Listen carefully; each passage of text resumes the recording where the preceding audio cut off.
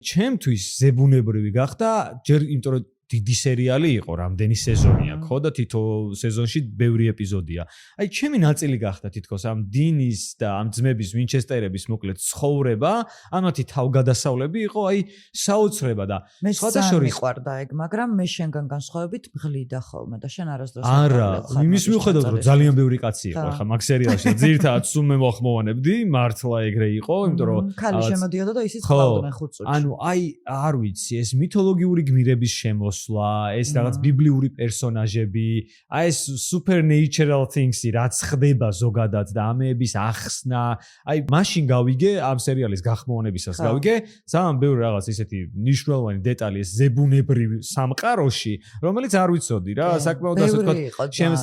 შემეცნებითია და აი ამ ძმების ურთიერთობა, მათი სიყვარული ერთმანეთის მიმართ, მამის არ ვიცი, იმდენად დამაახლოვა ამ პერსონაჟებთან ამ სერიალმა, იმდენად მათ ტყავში შევედი, არა მარტო ხმაში, რომ